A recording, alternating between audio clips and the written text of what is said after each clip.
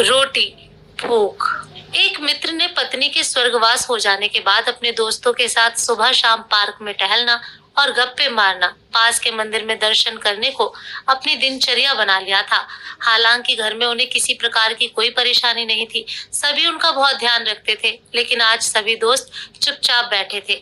एक दोस्त को वृद्धाश्रम भेजने की बात से सभी दुखी थे। आप सब हमेशा मुझसे पूछते थे कि मैं भगवान से तीसरी रोटी क्यों मांगता हूँ। आज बतला देता हूँ। कमल ने पूछा, क्या बहू तुम्हें सिर्फ 3 रोटी ही देती है? बड़ी उत्सुकता से एक दोस्त ने पूछा। नहीं यार, ऐसी कोई बात नहीं है, बहू बहुत अच्छी है। असल में रोटी 4 प्रकार की होती है। पहली सबसे स्वादिष्ट रोटी माँ की ममता और वात्सल्य से भरी हुई, जिससे पेट तो भर जाता है पर मन कभी नहीं भरता।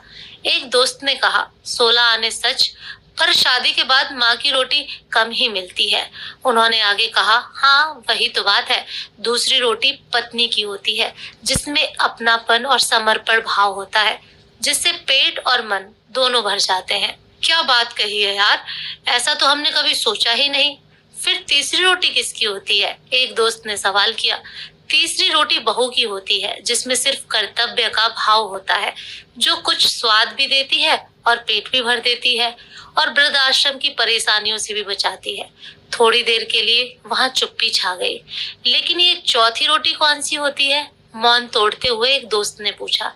चौथी रोटी नौकरानी की होती है, जिससे ना तो इंसान का पेट भरता है, ना ही मन तृप्त होता है, और स्वाद की तो कोई गारंटी ही नहीं है। तो फिर हमें क्या करना चाहिए यार? माँ की हमेशा पूजा करो, पत्नी को सबसे अच्छा दोस्त बनाकर जीवन जियो, बहू को अपनी बेटी समझो और छोटी मोटी गलतियां नजरअंदाज कर दो। बहू भी खुश रहेगी तो बेटा भी ध्यान रखेगा। यदि हालात चौथी रोटी तक ले आए तो भगवान का आभार जताओ कि उसने जीवित रखा हुआ है। और अब स्वाद पर ध्यान मत दो, केवल जीने के लिए थोड़ा कम खाओ, ताकि आराम से बुढ़ापा कट जाए। बड़ी खामोशी से दोस्त सोच रहे थे, वाकई हम कितने खुशकिस्मत हैं।